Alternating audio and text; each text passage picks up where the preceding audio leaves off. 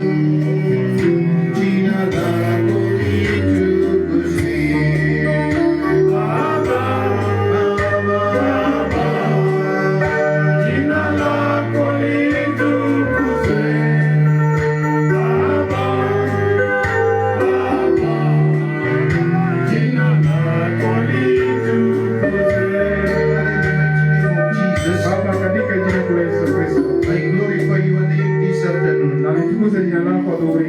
are gathered in your presence so that, Lord, you may be able to speak to us. It is my prayer, O Lord, that you use us as your vessels, so that every word that shall come out of our mouth may be approved by heaven. Lord, I come against every principality that may go against your word, and that everything, O Lord, that shall happen in this place shall be led by the power of the Holy Spirit. In Jesus' name I pray. Amen. Thank you. May God bless you. May have your seat.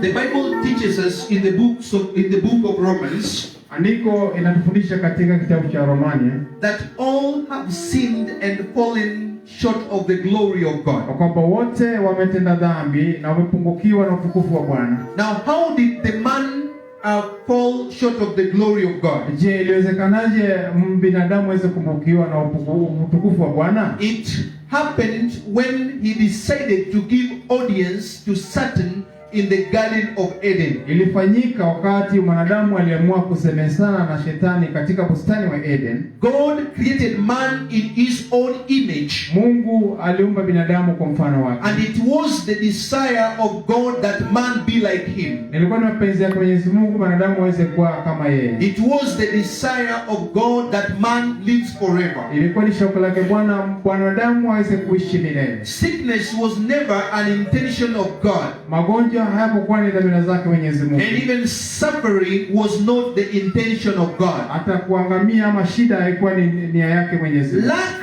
was not in the program of God when God created man. Upungufu ama kupungukiwa haikuwa katika mpango zake Mungu alipokuwa anaumba binadamu. That is why in the Garden of Eden there was everything that man needed. Kwa sababu katika bustani wa Eden kulikuwa na kila kitu mwanadamu alichotaka. There was nothing that man needed that God did not provide in the Garden of Eden. Hakuna chochote mwanadamu alihitaji ambapo Mungu hakuweka katika bustani wa Eden. And God even provided the happiness that man required in the Garden of Eden. Na hata furaha na kuishi vizuri Mungu aliweka katika bustani wa Eden. And so sadness again was not in the program of God. Kwa hivyo hata huzuni pia haikuwa katika mpango zake Mwenyezi Mungu. So it is not the will of God that man should be sad. Kwa hivyo sio mapenzi yake Mwenyezi Mungu mwanadamu aweze kuwa na huzuni. And that is why when he saw that man was sad in the Garden of Eden, he created a woman for him. Ndio sababu alipoona mwanadamu alikuwa na huzuni katika bustani wa Eden, alimuumbia mwanamke. And God saw that the woman pleased man so much. Na akaona ya kwamba Mungu akaona ya kwamba mwanamke alipendeza mwanamume kama. And that means that God is always happy when you are happy. Hiyo inamaanisha kwamba Mungu kawaida anakuwa na furaha wakati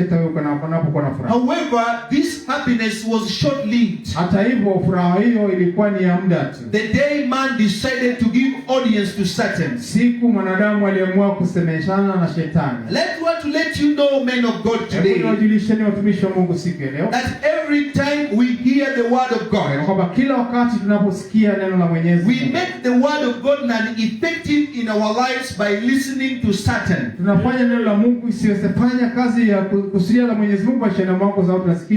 Because after God had spoken to Adam and Eve in the Garden of Eden,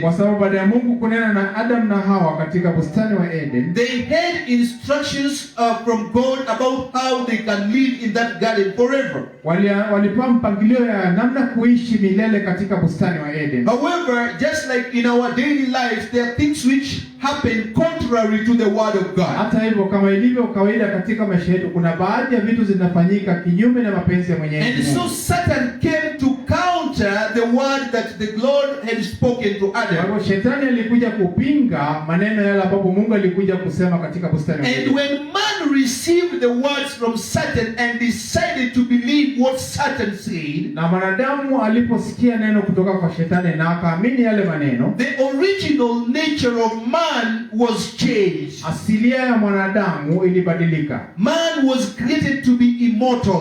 Mwanadamu aliumbwa ili asiafe. Man was created to live forever. Mwanadamu aliumbwa aishi milele. Death came in our lives because of the audience that we gave to Satan. Mauti ilikuja maishani mwangu kwa sababu tulisemeshana na Shetani. And these words were confirmed by Jesus Na haya maneno yalikuja kadhibitishwa naye Yesu. when he said that the work of Satan is to steal, to kill, and to destroy. Aliposema kwamba kazi yake Shetani ni kuiba, kuharibu na kuua. So that death came as a result of us giving audience to Kwa Satan. hivyo mauti ile inatukumba kwa sababu tulikubali kusemeshana na Shetani. At the end of the day, the nature that God created in us in his own image was changed. Kisha hatimaye ile Mungu alipotumba kwa mfano wake mwenyewe ilikuja kabadilika. The nature of God in our lives changed. Asilia ya Mungu katika maisha yetu ilikuja ikabadilika. And so when Adam's nature changed to be sinful, Wakati Adamu alibadilika akawa ni mtenda dhambi, every offspring of Adam became a sinner. kila kisasi chake Adamu alikuja akawa mtenda dhambi. That is why the Bible says in the book of Genesis chapter 5 and verse 3 Ndio sababu ndivyo nasema katika kitabu cha Mwanzo 5:3 that Adam had a son called Seth ya kwamba Adamu alikuwa na mwana alikuwa anaitwa Seth, in his own likeness, ambapo alikuwa anafanana na yeye, which means, men of God, ambayo inamaanisha utumishi wa Mungu, that every offspring of Adam is sinful by ya nature. kwamba kila kisasi chake Adamu imejaa dhambi. That is what I want to speak about Hilo today. ndilo jambo ningependa kuongelea siku ya leo. The sinful nature of man. Dhambi iliyojaa katika maisha ya mwanadamu. The sinful nature of man. Asili ya mwanadamu ambayo imejaa dhambi. And the program of God to do away with that sinful Na nature. mpango zake Mwenyezi Mungu ili aweze kuondolea hiyo kwa na dhambi. I want you to understand that every challenge that we face today in our lives, Ningependa kufahamu kwamba kila changamoto inayotukumba katika maisha, it is because most of the time we try to do things by ni ourselves. kwa sababu kila wakati mwingi tunajaribu kufanya vitu na nguvu zetu. It is because every time we do things in our own wisdom. Ni kwa sababu kila wakati tunafanya vitu kulingana na akili zetu. Most of the time we do not request God to take charge of our situation. Wakati mwingi hatulizi Mungu aweze kuchukua usukani maishani mwetu. I want to tell you today that the day that we shall learn to give and to hand over our lives to him, Nataka kuambia siku leo na kwamba siku tutakuja gundua namna ya kupeana mambo yetu kwa Mwenyezi Mungu. then God himself shall be the manager of our lives. Basi Mungu mwenyewe atakuja kuwa mdhibiti wa maisha yetu. The reason why we are suffering today is because we are our own managers. Sababu ambayo tuko na shida saa hizi ni kwa sababu sisi wenyewe tunajisimamia mambo yetu. Our sinful nature does not allow us to submit to the word of God. Asili yetu ya kidhambi haituruhusu tuweze kusalimika kwa Mungu. Our sinful nature does not allow us to believe in the word of God. Asili yetu ya kidhambi hatuwezi kuturuhusu tuweze kuamini katika neno la Mwenyezi Mungu. Our sinful nature only enables us to desire the things that satisfy the flesh. Asili yetu ya kimwili ya kibinadamu inatufanya tuwe na shauku ya kutafuta vitu vya kimwili. Today I want to preach in this altar Siku ya leo ningependa kuhubiri katika madhabahu haya and tell you that flesh and blood shall not inherit the kingdom of heaven. na nione kwamba damu pamoja na mwili haitoweza kurithi ufalme wa mbingu. Therefore, him that is working to fulfill the desires of flesh is doing a work that is going to end nowhere. Kwa hiyo yoyote anayeshughulika na mambo ya kufurahisha mwili wake anafanya kazi ambapo haitompeleka popote. The journey of flesh and blood ends up in grave. Safari ya damu na mwili inakuishia katika makaburi. And the flesh does not go beyond the grave. Na mwili hautaenda zaidi ya kaburi. It only ends there. Inakamilikia pale. Our sinful nature ends also there. dhambi zetu pia zinaishia pale pale. We cannot be able to go ahead in our lives when we continue to sin. Hatuwezi kuendelea katika maisha yetu tunapoendelea na kutenda dhambi. The Bible tells us in the book of Proverbs that a man may plan his ways. Andiko inatuambia katika kitabu cha Methali ya kwamba mwanadamu anaweza kupanga njia zake. But it is only God who fulfills whatever he desires in the lives of man. Lakini ni Mungu peke yake anatimiza yale yote mwanadamu anashauku nazo. Hallelujah, glory be to Jesus. Hallelujah, tukufu kwake Yesu. So I want to speak about the old nature of man that was changed by Satan at the Garden of Eden. Ningependa kuongea kuhusu asilia ya mwanadamu iliyobadilishwa na Shetani katika bustani ya Eden. Now, how does the sinful nature of man looks like? Sasa, je, maisha ya mwanadamu ambapo imejaa dhambi inafanana aje? You will see the sinful nature of man in the works of the flesh. Hayo yote utakuja kuona katika kazi ama matendo ya kimwili. There are works of the flesh that we do on a daily basis. Kuna kazi za kimwili ambapo tunafanya kila kukicha. Let me remind you today that Satan also has his government. Hebu niwakumbusheni ya kwamba hata Shetani ako na serikali yake. And in each government there must be cabinet ministers. Na katika serikali lazima kuwe na mawaziri who are in charge of various ministries. ambapo kila mmoja anasimamia idara fulani. And I want you to know that there are also demons that Satan has set aside. Ningependa mfahamu ya kwamba pia kuna mapepo ambapo Shetani ametenga to frustrate us, brothers and sisters. Waweze kutuzusha sisi ndugu na dada. To bring sicknesses in our Waweze lives. kuletea magonjwa maishani mwetu. To ground us down financially. Waweze kutuweka chini kihela. So we will always sing the song of sickness and lack of finances. Kila wakati ili tuweze kuimba tu kukosa pesa na magonjwa katika maisha yetu. That one is done by the cabinet ministers of Satan. Hiyo huwa inapangwa na wale mawaziri wake Shetani. Because we decided to give him dominion over our Kwa lives. sababu tuliamua kumpatia mamlaka katika maisha yetu. By not taking heed to the word of God. Kuliko badala kumpelekea neno la Mwenyezi We Mungu. decided not to take the word of God and walk with it. Tuliamua tusichukue neno la Mungu, tuweza kutembea na neno la Mungu pamoja. As a result, the kingdom of Satan is prevailing in every aspect of our lives. Kutokana na hayo, nguvu zake Shetani inadhihirika katika kila sehemu za maisha yetu. If you want to know the powers of Satan and how he controls our lives, Ukitaka kujua nguvu za Shetani na vile anadhibiti maisha yetu, you are going to see that in the book of Galatians chapter 5 and verse 19. hebu utapata hayo yote katika Wagalatia 5 kuanzia mstari wa 19. The Bible teaches us now the works of the flesh are manifest, which are these.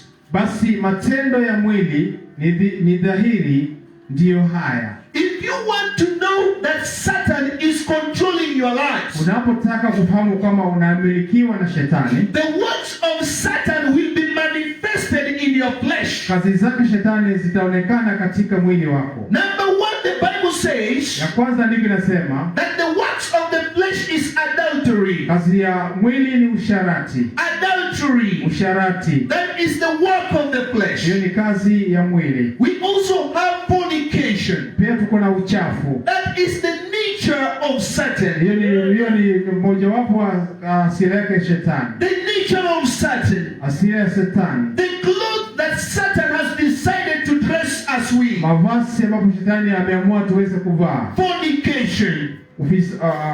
Usinzi. Then we also have uncleanliness. Pia tuko na uchafu. When somebody is unclean, Wakati mtu anakuwa na uchafu, that is the work of hiyo Satan. ni kazi yake Shetani. Satan is manifesting in his lives Shetani anadhihirika katika maisha yake by being unclean. kwa kuwa mchafu. His talks are unclean talks. Maongezi yake sio sahihi. His behavior is unclean Hata behavior. mwenendo wake sio sawasawa. His dressing is unclean dressing. Jinsi anavyovaa anavaa zile chafu. The works of flesh are manifesting in his Kazi life. za kimwili zimedhihirika maishani mwake. The Bible also speaks about adultery, Biblia inaendelea kuongea kuhusu usinzi, idolatry.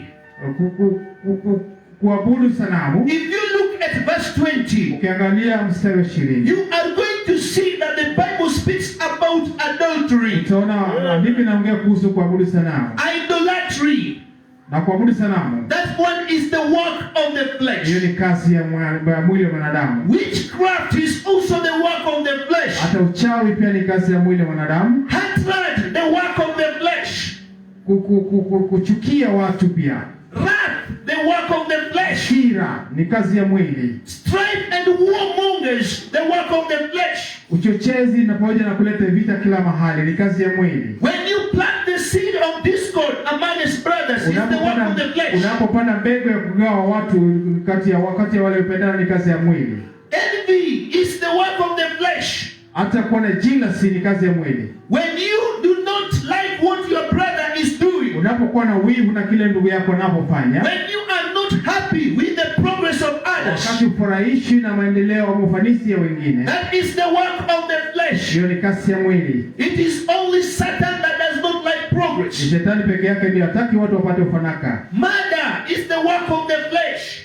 Kuua pia ni kazi ya mwili. Drunkenness is the work of the flesh. Ulevi yote ni kazi ya mwili. You are living according to the desires of Satan. Unakaa kulingana na mapenzi yake Shetani. The Bible says, andiko inatuambia, any person who does such kind of things, mtu yeyote anayotenda mambo haya yote, will not inherit the kingdom of heaven. hataweza kurithi ufalme wa mbingu. What am I trying to say, my brother? Najaribu kusema nini ndugu yangu? I am trying to say that the sinful nature of man has no place in heaven. Najaribu kusema kwamba hali ya mwanadamu ya kutenda dhambi haina nafasi mbinguni. That is the reason why the Bible says that for God so loved the world, Ndio sababu niko nakwambia kwamba Mungu alipenda sana dunia, that he gave his only begotten son, mpaka akatoa mwana wake wa kipekee, that whoever believes in him ili yeyote aaminie kwake shall not perish, asiweze kuangamia, but have everlasting life. lakini aweze kuwa na uzima wa milele. The works of the flesh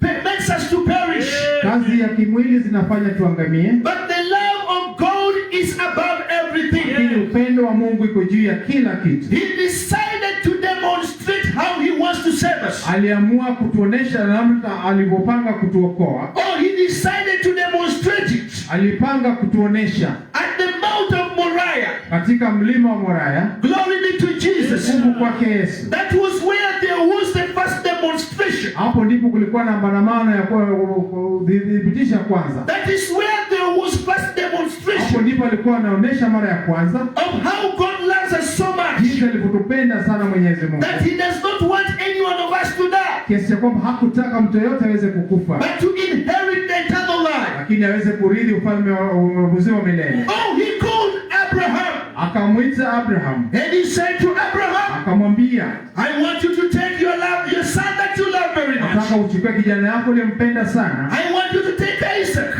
nataka uchukue Isaka, I want us to meet at Mount Moriah. tuweze kukutana katika mlima Moriah. There you are going to offer him as a sacrifice to me. Hapo ndipo utamtoa kama dhabihu mbele zangu. I want you to understand Ningependa uelewe that Isaac was the happiness of Abraham. kwamba Isaka alikuwa anafurahia sana baba yake Abraham. And when Isaac was born, Wakati Isaka alizaliwa, Sarah decided to call him laughter, Sara aliamua kumuita kichekezo, which means, brothers, ambayo inamaanisha ndugu zangu, where people are happy, people laugh.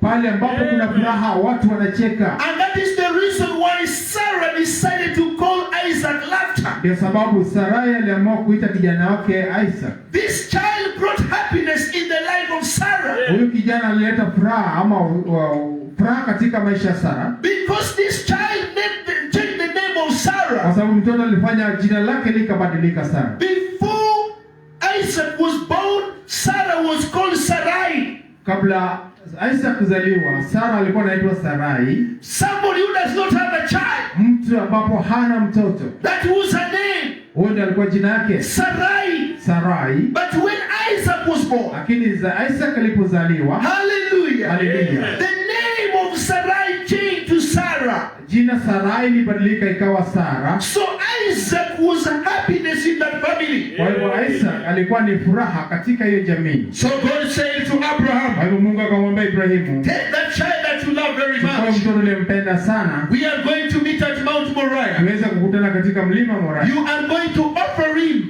utakuja kunitolea dhabihu as a sacrifice to me. Utakuja kutoa kama dhabihu mbele zangu. And Abraham, full of faith, na Ibrahimu alipokuwa amejawa na imani, full of faith, alipokuwa amejawa na imani, he carried what he loved very much. Alibeba alichopenda zaidi. He took what he loved very much. Akalichukua alichopenda zaidi. He was going to offer to God. Alikuwa anapelekea Mwenyezi Mungu. He was going to offer God happiness. Alikuwa anapeleka furaha yake kwake Mungu. That was in his house. Ambapo ilikuwa ndani ya nyumba yake. At the Mount of Moriah. Katika mlima Moriah. Hallelujah, glory be to Jesus. Hallelujah, kwake Yesu. At the Mount of Moriah. Katika mlima Moriah. When they were climbing that mountain. Alipokuwa anapanda mlima, anakwea mlima. Isaac asked Abraham. Isaka akauliza babake Ibrahim. The father. Baba, I can see you are carrying wood. Naweza kuona umebeba kuni. Where is the lamb of sacrifice? Lakini wapi mwana kondoo ya kwenda kufanya dhabihu? I love what Abraham replied. Mimi napenda jibu alipopewa na Ibrahimu. Abraham did not tell him that you are the one we are going to sacrifice. Ibrahimu hakumwambia wewe ndio dhabihu tunaenda kutoa. He told him that the Lord shall provide the lamb. Alisema kwamba Mungu atatupatia mwana kondoo. That shall be offered as a sacrifice. Kwa tutakata kama dhabihu. Hallelujah, glory be to Jesus. Hallelujah, utukufu kwake Yesu. After Abraham had prepared the altar. Baada ya Ibrahimu kutengeneza jiko. After he had prepared the altar. Baada ya kutengeneza madhabahu. He decided to tie Isaac. Aliamua kufunga Isaka. He tied the love of his life. Akafunga pendo lake mkuu. He tied what caused him happiness. Alifunga kile kitu ambacho kilimletea furaha. And he placed him on the altar. Akamweka juu ya dhabahu. He took his sword. Akachukua kisu. He wanted to slaughter his son. Akataka kuchinja mwanawe. That is when a voice from heaven called. Hapo ndipo sauti ilitoka mbinguni. And said, Abraham. Akaita Abraham. Don't have the son. Usiweze kuumiza kijana. But I want you. Lakini ningependa. To just look sideways. Hebu angalia hapo kando kidogo. There is a lamb that I have provided. Kuna mwana kondoo nimeleta hapo. That lamb that I have provided. Huyo mwana kondoo nimeweka hapo. You shall use him as a sacrifice instead. Utaitumia kama dhabihu badala. Jesus was in the form of the lamb that was given at Mount Moriah. Yesu alikuwa ni mfano wa yule mwana kondoo aliyotolewa katika mlima Moriah. That was the first demonstration. Huyo ilikuwa ni dhihirisho ya kwanza of the plan of God to remove the sinful nature of man. Ya mpango zake Mungu za kuondoa asili ya mwanadamu ambapo ni ya dhambi. Again there was another demonstration. Pia kuna mfano mwingine. In the wilderness katika jangwa. When the children of Israel wakati wana wa Israeli decided to go against the word of God. Waliamua kwenda kinyume na neno la Mwenyezi Mungu. And every one of them was bitten by the snake. Kila mmoja wao aliumwa na joka. People ran unto Moses. Watu wakamkimbilia Musa. So that he may ask God to forgive them. Ili aweze kuomba Mungu awasamehe. God told him that you shall make a golden snake. Mungu akamwambia kwamba utatengeneza joka la dhahabu. It shall be lifted up on the road. Itanuliwa kando ya pamoja na chuma. Anybody who looks at that snake, na chochote yoyote atakayetizama lile joka, shall be saved of every poison. Ataokoka kutokana na sumu ya ile joka. That was a foreshadow of what was going to happen at the cross of Calvary. Hiyo ilikuwa ni mfano tu ya kile kitu ambacho kitakuja kutokea katika Calvary. Hallelujah, glory be to Jesus. Tukufu kwake Yesu. So I want you to understand. Ningependa muelewe that the blood of Jesus is still powerful today. Ya kwamba mpango zake Yesu bado ziko na nguvu mpaka sasa. And the purpose of the blood of Jesus, na kusudi ya damu ya Yesu, was to bring deliverance. Ilikuwa ni ulete ukombozi. And restore the original nature that God created in man. Na iweze kurejesha asilia jinsi Mungu alivyoumba mwanadamu. Glory be to Jesus. Tukufu kwake Yesu. Glory be to Jesus. Tukufu kwake Yesu. I am speaking about God who is now modifying man to please him. Naongea kuhusu Mungu ambao anabadilisha mwanadamu aweze kumfurahisha. I am speaking about the God of heaven. Naongea kuhusu Mungu wa mbingu. Who does not like us to perish. Ambapo hataki tuweze kuangamia. Now what happens when somebody is clothed by the word of God? Kitu gani wapi kinatokea wakati mtu anavishwa mavazi yake Mwenyezi Mungu? What normally happens when somebody is changed? Kunatokea nini wakati mtu amebadilika? Let me tell you something, my brothers. Hebu nikwambie kitu moja ndugu zangu. Now we that we are preaching to you today, we were not born like this. Sisi ambao tunahubirieni siku ya leo hatukuzaliwa hivi. We did the most evil things that people did in this life. Tulifanya maovu mengi ambapo wengine hata hawajawahi kufanya duniani. But we are preaching Jesus today. Lakini siku ya leo tunahubiri Yesu. Because our old man died. Kwa sababu ile asili yetu ya kitambo ilikufa. Our old nature died. Asili yetu ya kale ilikufa. And we were dressed and clothed in Jesus. Tukavishwa na kuvalishwa katika Yesu. Through the baptism of the Holy Spirit. Kwa kubatizwa kupitia kwa Roho Mtakatifu. And through that baptism we became the children of God. Kwa kupitia ubatizo huo tulibadilika kwa wana wa Mungu. The partakers in the kingdom. Wale ambao wanaotarithi katika ufalme. I want to now tell you the works of the Spirit. Sasa nataka kuambia ni kazi ya Roho. When you are born again, unapozaliwa upya, there are works that are going to be seen in your life. Kuna kazi ambazo zinaonekana maishani mwako. There are works that are going to be seen in your life. Kuna baadhi ya kazi zinaonekana maishani mwako. When you accept the word of God and walk according to it. Unapokubali neno la Mungu na utembee kulingana na neno la Mungu. There is a fruit of the Holy Spirit that you shall get. Kuna mazao yanayotokana na Roho Mtakatifu ambayo utapata. When you are born again, my brother, unapozaliwa upya ndugu yangu, God fills you with His Holy Spirit. Mungu anakujaza na Roho yake Mtakatifu. That will kill the old nature of man. Ambapo itaua asili ya mwanadamu ya kale ndani yako. And will give birth to the new nature of the Spirit that is in alignment with the will of God. Iweze kuzaliwa roho mpya ambapo inafananishwa na uwepo wa Mungu. Oh, hallelujah. Hallelujah. Hallelujah. Hallelujah. Glory be to Jesus. I want us to look at verse 22. Tuangalie mstari wa 22. And I want you to make reference to your Bible. Na mimi nataka kila mmoja angalie nakala yake ya Biblia. Very many times Christians do not make reference to the Bible. Wakati mwingi Wakristo wengi hawaangalii katika nakala ya Biblia. As a result, they are cheated day by day. Kutokana na hayo wanadanganyika kila wakati. I want you to refer to the manual of God. Nataka muangalie katika kitabu cha Mwenyezi Mungu. I call the Bible the manual. Naita kitabu cha mwelekezi. It is where we do our reference. Hapo ndipo tunatafuta harifa. Hallelujah. Hallelujah. Verse 22 the Bible says. Verse 22 andiko linasema. But the fruit of the Spirit is love. Lakini tunda la Roho ni upendo. So it means that when you love your brother, inamaanisha kwamba unapopenda ndugu yako, that is the work of the Spirit. Hiyo ni kazi ya Roho. It is not the work of the flesh. Sio kazi ya mwili. Another thing is joy. Kitu ya pili ni furaha. Wewe hauna makasiriko. Amina. There are people ambao wamejaa tu na makasiriko. Amen. But the Spirit of God is joy. Roho ya Mungu inaleta furaha. Hallelujah. Hallelujah. Peace.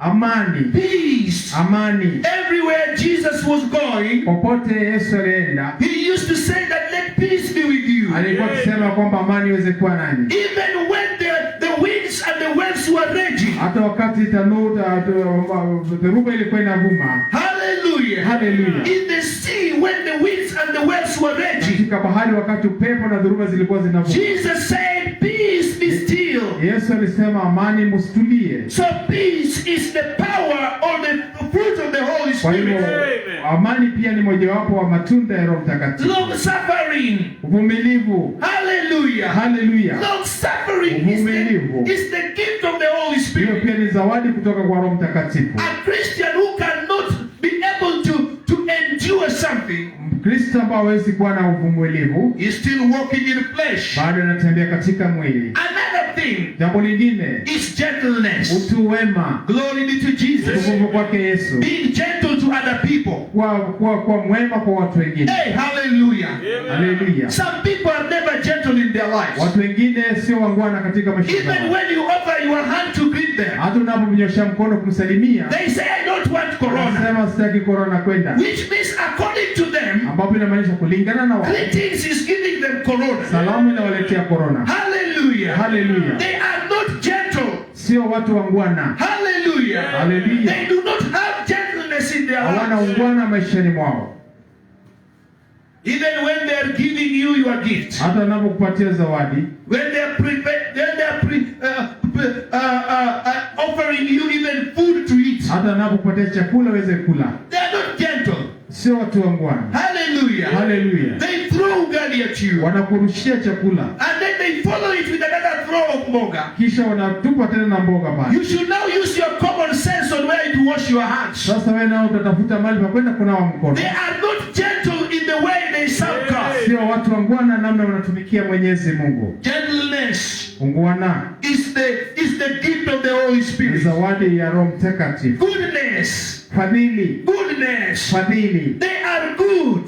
Wako wazuri. They are good. Wako na fadhili. They are just good. Ni watu wazuri tu. Under every circumstance. Katika kila hali. They are just good. Ni watu wazuri tu. You can only be a good person. Unaweza kuwa mtu aliyejaa na fadhili. When God changes your old nature. Wakati Mungu anabadilisha hali yako ya kitambo. To the new nature. Uweze kuwa mtu wa kisasa. The new nature that is bought by the blood. Asili ambayo inanunuliwa kwa damu. Another thing. Jambo lingine is having faith. Kwa mwaminifu. Hallelujah. Hallelujah. Having faith. Kwa mwaminifu. Glory be to Jesus.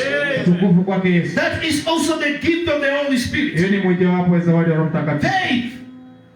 Imani. In fact, the Bible says in the book of Hebrews chapter 10 that without faith you cannot please God. Andiko linasema katika Waebrania 10 kwamba bila imani huwezi kufurahisha Mwenyezi Mungu. That one is the gift of the Holy Spirit. Hiyo ni zawadi ya Roho Mtakatifu. Meekness. Upole. Meekness. Upole. What does meekness mean? Upole unamaanisha nini? Meekness means that you are teachable. Inamaanisha kwamba wewe ni mtu ambaye unaweza kufundishwa. You can be taught. Unaweza kufundishwa. And out of those teachings, na kupitia kwa mafundisho hayo, you can be transformed into a different person. Utaweza kubadilika uwe mtu tofauti. Hey, my brothers. Ndugu zangu, there are people who are never taught. Kuna watu ambao hawezi kuwafundisha. Even when you teach them the word of God, hata unapofundisha neno la Mwenyezi Mungu, they are just the same people. Wako wale watu wa kawaida. Glory be to Jesus. Even if you teach them prayer and fasting, hata unapofundisha namna ya kuomba na kufunga, they will still continue to come to church at 12 o'clock. Wataendelea kuja kanisa saa 6 mchana. They are unteachable. Hawezi kuwafundisha. Glory be to Jesus. Even if you tell them, hatunapoelekea uambie to God as a way of worship, toeni kwake Mungu kwa njia moja ya ibada, they will always say, watakuwa wakisema kila wakati, your pastor akule. Glory be to Jesus. Amina. We give your pastor akule. Tutoe ndio pastor akule. Now it is true. Je, ni ukweli? You give so that pastor akule. Unatoa ili pastor aweze kula. Hallelujah. Hallelujah. I want you to understand one thing. Ningependa mwelewe jambo moja. Do you know the reason why we do not have much possessions? Je, mnajua ni kwa nini hatuna mambo mengi ambayo tunamiliki? We, the Levites, sisi ambao ni wakuhani, we were not given an inheritance in this land. Hatukupatia urithi katika dunia. No. Hapana. It is you who was given job. Ni wewe ndio ulipewa kazi. It is you who was given work. Wewe ndio ulipewa ajira. It is you who was given money. Ni wewe ndio ulipewa pesa. And do you know where we are supposed to get our income? Na unajua ni sisi tunataka tupate mapato yetu kutoka wapi? From a tenth of everything that you possess. Kutoka kwa fungu la 10 ya kila kitu ambacho unatoa. Kumaanisha ya kwamba, amen, mali yangu ni nyinyi ndio mnayo. Amina. You are holding what belongs to me. Unashikilia yale yote ambayo ni tangu. Being teachable, meekness. Kuwa na upole, unyenyekevu.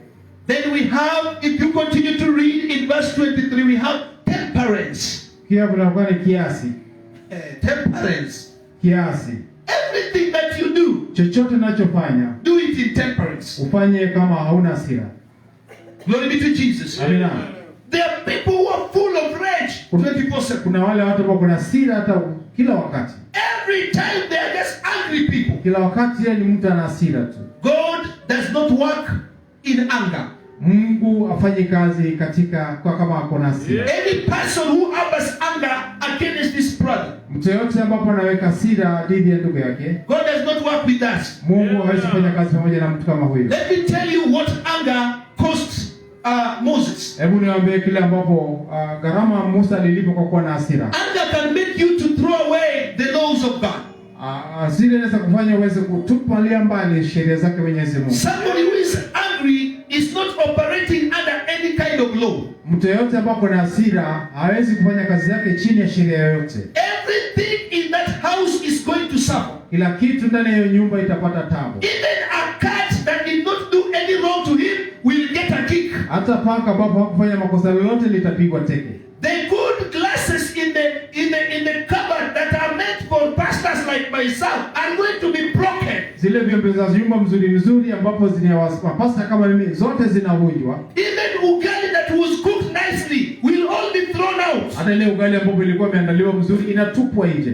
There is nothing that you can get by being angry. Hakuna chochote unaweza kupata kwa kuwa na hasira. I want us to stand up before the presence of God. Nataka tusimame mbele ya uwepo wa Bwana. The Bible says that andiko linasema kwamba there is no law against being good. Hakuna sheria ambayo inapinga kuwa mwema.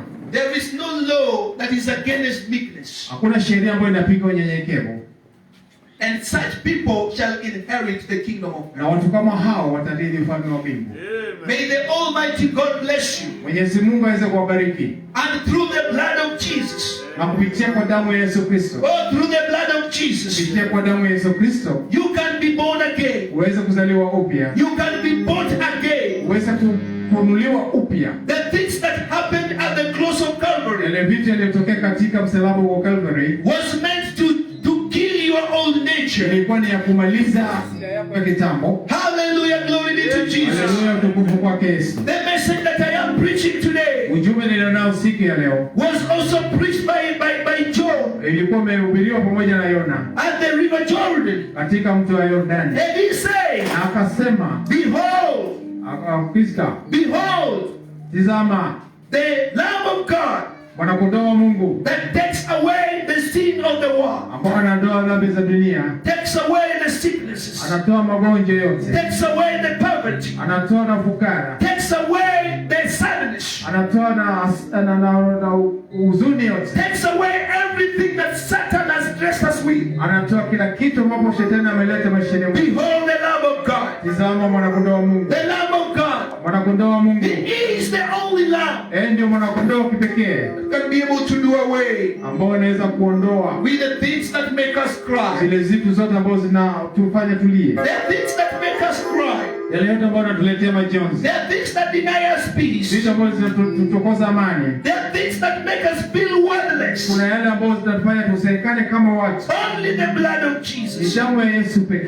Only the blood of Jesus. Damu ya Yesu pekee can be able to restore. Inaweza kurejesha the original creation of God. Asilia ya kale ambapo Mungu aliumba. Only the blood of Jesus. Damu ya Yesu pekee can restore it again. Anaweza kurejesha tena. Oh, it is the restoration. Ni urejesho of the departed glory. Kwa ule utukufu uliotoweka. The departed glory of God in the Garden of Eden. Utukufu wa Mungu uliotoweka katika bustani wa Eden. Can only be restored. Inaweza kurejeshwa tu when somebody kneels at the cross of Calvary. Wakati mtu anapopiga magoti katika msalaba Calvary. And cries out to the name of Jesus. Aweze kulilia jina lake Yesu. And say, Jesus. Aseme Yesu. Have mercy on me. Nihurumie. The people that call on the name of Jesus. Wale watu wanataja jina lake Yesu. Their lives were never the same. Maisha zao hazisaliti. May you call on to the name of Jesus. Kataje jina lake Yesu. You call on to the name of Jesus. Taje jina la Yesu. And your life will never be the same. Maisha yako itasalia jinsi ilivyo.